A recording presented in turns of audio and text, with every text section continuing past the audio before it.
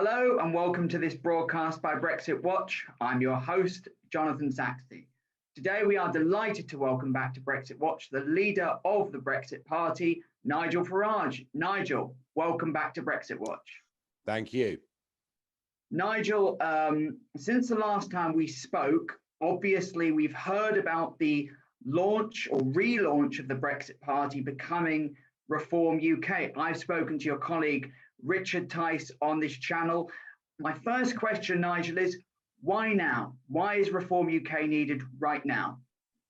Well, look, I mean, even last year, I was saying that once Brexit is done, in whatever form, there is going to be a need for some fundamental change in British politics, genuine reform in British politics. And in a sense, Brexit is the first step, because Brexit makes us free. Well, now we're free. Well, we don't quite know the final details. I've no doubt we'll come on to that. But once we are free to make decisions, be that over vaccines or how we manage fish stocks or whatever else it may be, we want to have a government that works, a system that we have confidence in. And don't forget that the Brexit Party's key slogan was change politics for good. So we always saw Brexit as being the first stepping stone in this direction. Why now? Well, look, I have no doubt that the transition period is going to end on the 31st of December. And even if there are some big battles to fight in the years to come, and if Boris does a bad deal, we'll be talking about ECJ oversight. If Boris does a bad deal, we'll be talking about the ability of British governments to make strategic investments in British industry. If Boris does a bad deal, I've no doubt our coastal communities will be screaming and screaming. But we still, even if it's a bad Brexit, Brexit will be done, at least for now. So I think the timing of this is right. So what we've done is we've put an application in to the Electoral Commission asking for our name to be changed to Reform UK. And now they've got 6 weeks to respond to us. And we're now at the end of week 5. So we're quite close to getting a verdict from Elcom. I mean, I can't see any reason on earth why they would refuse us, but that's where we are. Nigel, I want to speak a bit more about the immediate term for Reform UK, but taking the situation in the UK right now, since we last spoke, how would you assess the situation right now? We've obviously had the second sort of quasi-national lockdown. We've had very recent announcement about this Pfizer vaccine. What's your overall take on how things stand right now in the UK? Well, look, I think we've been through one of the worst years of government any of us have ever experienced in our lives. In many ways, the pandemic has showed up just what's wrong with the country. Hopeless quangos that move at the speed of a snail, government decision-making based more on followership than it is based on leadership, U-turn after U-turn, and I'm afraid lockdown after lockdown, and a massive increase in state power and state control. A friend of mine last night went out into Borough Market in London, just by London Bridge. Amazing. There were 10 policemen in Borough Market going around the pubs, making sure people were having substantial meals, asking groups of people, were they all in the same bubble? I mean, is this what we've come to? And I talked to you today when in Wales, pubs will be banned from serving alcohol. I mean, we've got this relentless march of the Puritans. I mean, Cromwell must be looking down upon all of this with great glee, as every attempt for us to enjoy our lives or return to some normality is taken from us. Now, look, on the other side of that, some will say, look, Nigel, a lot of people are dying with this. I did say deliberately with this, not necessarily of this, because what is becoming clear is that many people go into hospital with quite serious medical conditions, contract COVID whilst they're in hospital, and then when they die, go down as COVID deaths. I'm not underplaying, the seriousness this virus represents to a certain number of people. I'm just not. But let me give you one example of where this is all going wrong. So Boris Johnson contracts COVID, as we all know, and got it very seriously, was lucky to come out the other side of it. He's one of 50 million people worldwide that has caught this virus. Of those 50 million, only a handful, literally a handful, have been proven to contract it for a second time. So we are pretty certain that once you've had this, you have T-cell immunity. We don't yet know how long that lasts. Boris Johnson met with a member of parliament 3 weeks ago. That member of, a brief meeting, a photograph. That MP subsequently tested positive for COVID-19. Boris, despite telling the world that he was bursting with antibodies, decided he had to self-isolate when there was actually a near mathematical impossibility that he could have contracted it and be a carrier for the second time. And then 5 days after the meeting, he had a test which was negative, and he still continued to self-isolate for a fortnight. Now that is not leadership. That, frankly, is cowardice. It's saying to the populace, you must obey the rules regardless. Well, I would have thought the whole point of a testing regime was to open the country up, not to keep it locked down. So that little episode for me sums up just how badly we've been governed and just what a total vacuum of leadership there is in British politics today. Nigel, if you were in Boris Johnson's position now over the next sort of 6 to 12 months, looking specifically at the economy, what kind of policies would you be looking at, taking account of Brexit perhaps, but particularly on the economy, civil liberties too? What would you be looking to doing into 2021? Yeah. Well, let's start with the economy, shall we? And let's start with the real division in British society today. People talk about racial divides, they talk about class divides. I'll tell you what the big divide is. It's the divide between the private sector and the public sector. And the way in which all over this country, we have national government that doesn't understand how the 6 million people that run their own businesses or act as sole traders operate. No comprehension from that front bench on how these things work. And then local councils, in many cases, making struggling small businesses' lives intolerable. I did a video this week about a pub in Barnes in southwest London, where, a pub trying to survive through lockdown, doing click and collect takeaways, and a guy comes up and says, give us a pint. You haven't clicked and collected. But my phone's broken. Just do us a favor this one time. The manager says, right, okay, I'll do it for you once, but never again. Serves him a pint, with a plastic lid on top as a takeaway. And out they produce their licensing officer's badge from Richmond Council. I've got another letter in this morning from a guy running a private hire business.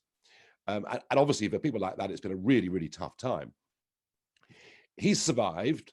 Many firms in his area have gone bust.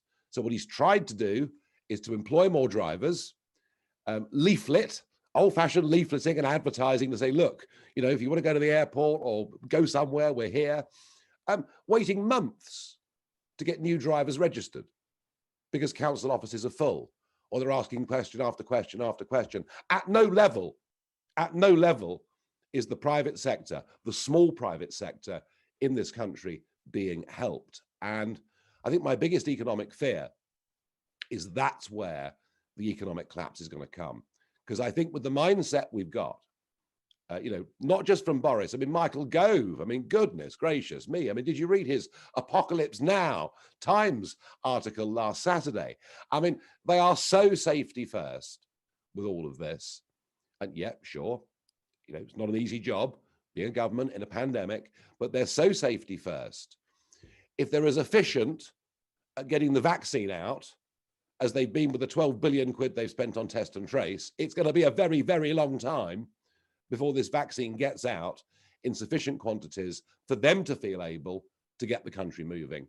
And I'm afraid, and I don't want viewers to contemplate this, but I think they're going to have to. We're going to be locked down till Easter. I just don't see this government changing track.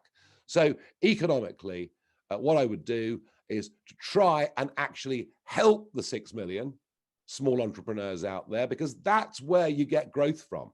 That's where you get momentum in the economy. They're the people ultimately that provide a lot more private sector jobs than the giant multinationals who are part of the CBI, who continually try and tell us our fortune. So we've got to try and help these people. We've got to try and get that part of the economy moving. And that means a different approach to lockdown. And is it one that comes with some degree of risk? Well, yes, it is. But then has lockdown worked?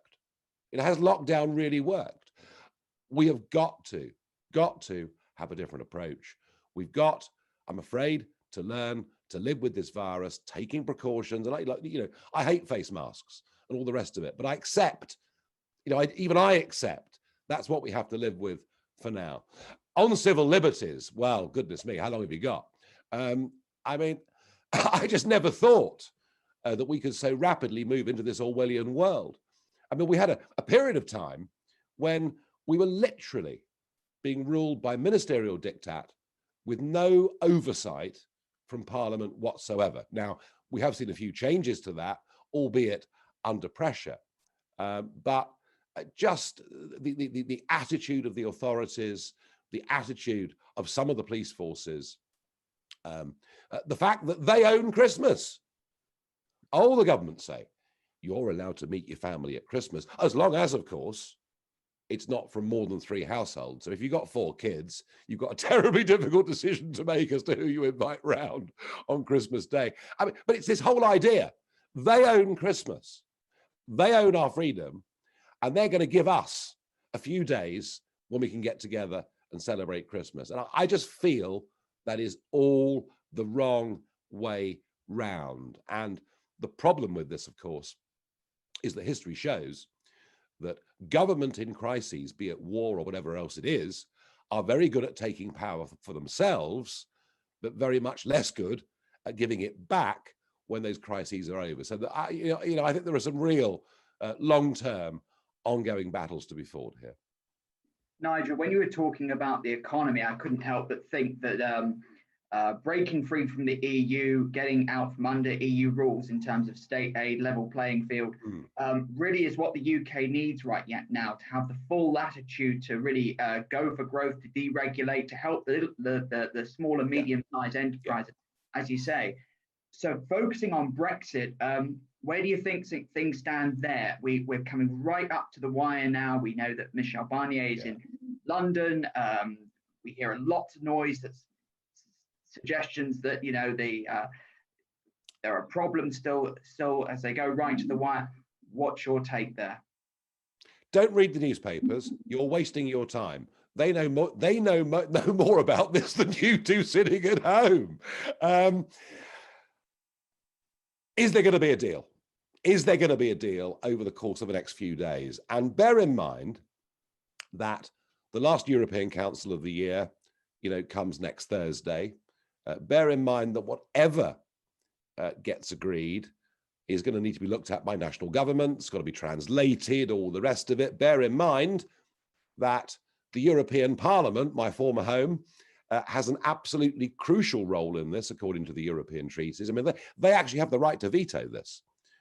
So I guess it is possible that negotiations go on right up until Christmas, but I think realistically, we are pretty much now on last knockings of all of this. And if you put me up against a wall and say what's going to happen, I think there will be a deal. And I suspect that it's a deal that will be sold by the Prime Minister as the most extraordinary victory. Rather like John Major coming back from Maastricht, game, set and match to the British. Well, it wasn't, but that's the way that governments try and portray things. David Cameron tried that trick too.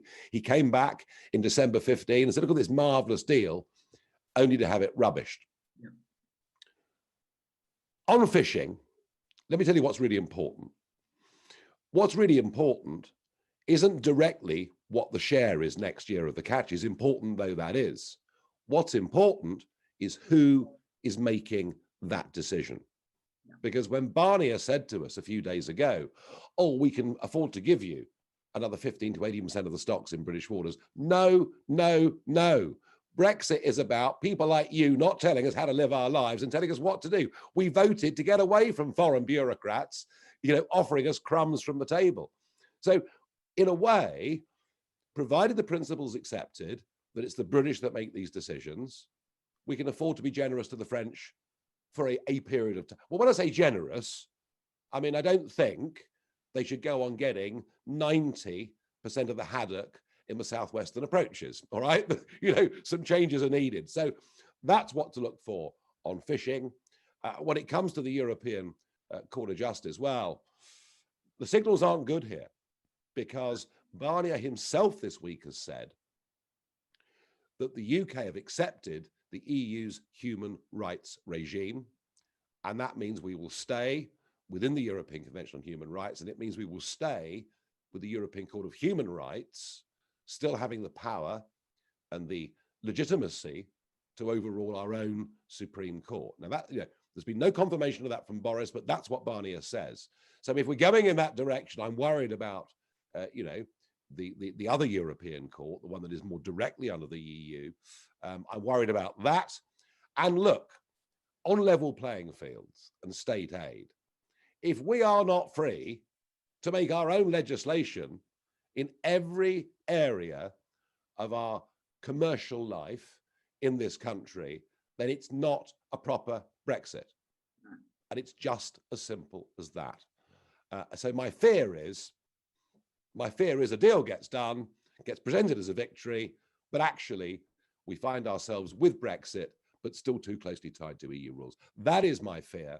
And I think the American elections have had a big impact on this, because, had Trump still been seen to be there, well, at least there was a friend there who wanted to have a trade deal. With the prospect of Biden coming in, we have somebody who's a globalist, somebody who loves the EU, hates Brexit, and supports Irish nationalism. And I think that's put Boris into a feeling that he doesn't want to look friendless on both sides of the Atlantic. So look, let's wait and see. What is interesting is this. Everyone thinks Brexit's gone away. No one cares anymore about Brexit. Brexit's gone away. We can get away with a bit of a sellout. Some interesting polling out overnight suggesting that the Red Wall would much prefer a no deal. The Red Wall would much prefer a clean break. And do you know what? Right now, I'm going to return to a phrase that I coined about 10 days before the referendum in 2016. I did it after a long meeting with economists for Brexit. And we talked about this scenario. What if they won't give us a deal? And no deal is better than a bad deal. No deal is better than a bad deal was the phrase then. It's still the phrase now.